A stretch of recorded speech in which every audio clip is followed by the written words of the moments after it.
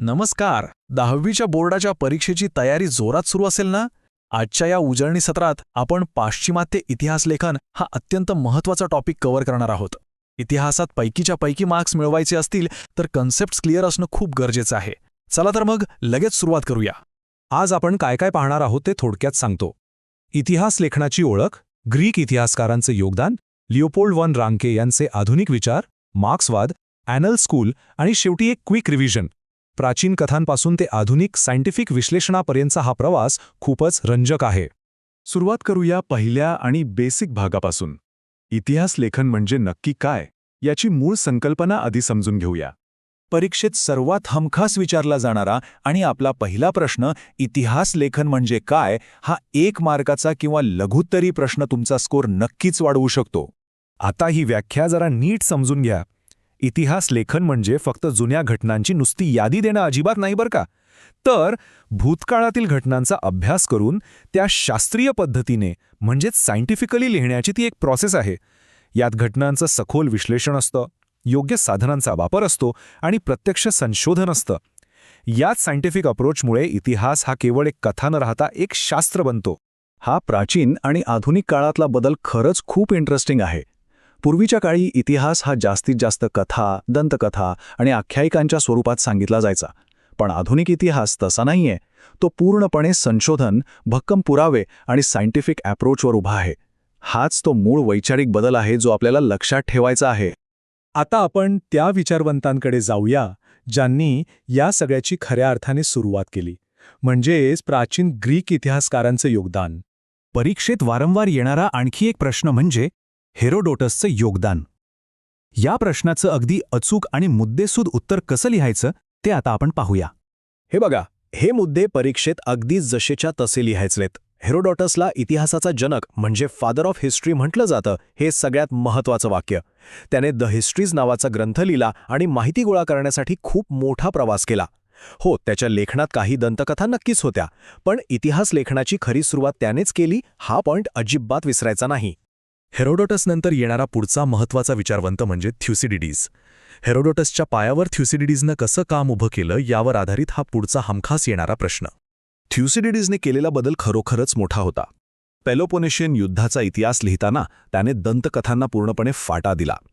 त्याचा पूर्ण फोकस फक्त आणि फक्त तथ्य आणि पुरावे म्हणजे फॅक्ट्स आणि एव्हिडन्सवर होता. खऱ्या अर्थाने वैज्ञानिक इतिहास लेखनाचा पाया थ्युसिडिडीजनेच घातला, हेच आपल्याला उत्तरात हायलाईट करायचं आहे. प्राचीन ग्रीक इतिहासकारांकडून आता आपण थेट आधुनिक युगात येऊया. इथे इतिहासाचं पूर्ण लक्ष हे सायंटिफिक रिसर्चवर केंद्रित होतं.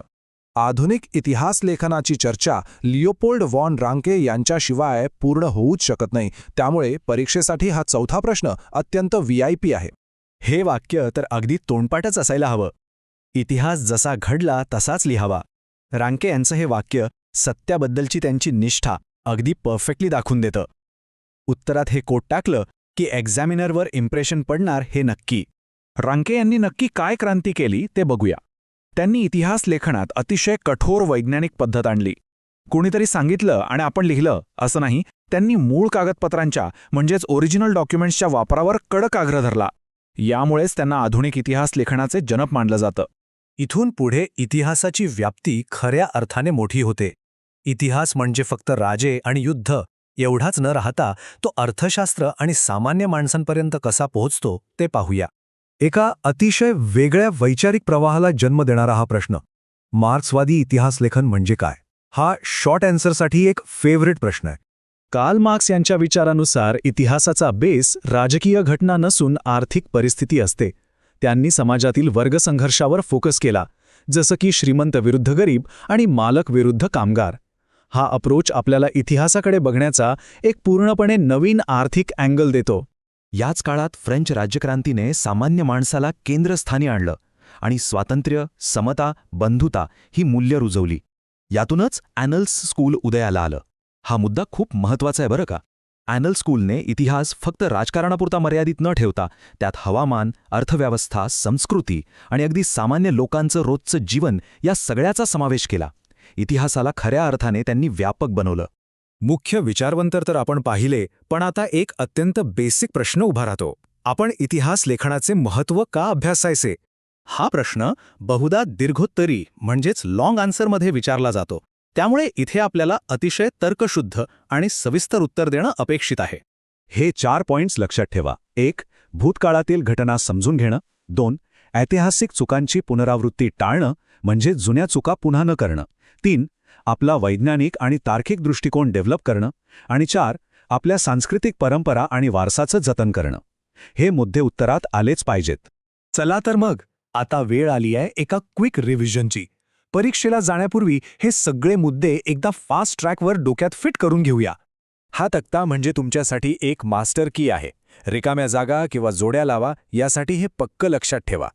हेरोडोटस दिसला की इतिहासाचा जनक. थ्युसिडिडीज म्हणलं की तथ्य आणि पुरावे. रांके म्हणजेच वैज्ञानिक इतिहास आणि मूळ दस्तऐवज. आणि कार्ल मार्क्सचा थेट संबंध वर्गसंघर्ष सिद्धांताशी.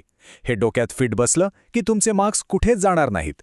आणि आता जाता जाता एका प्रश्नावर नक्की विचार करा.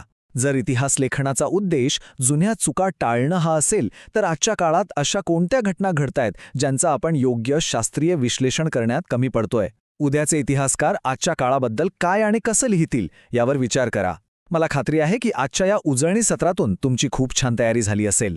तुमच्या बोर्डाच्या परीक्षेसाठी तुम्हाला खूप खूप शुभेच्छा.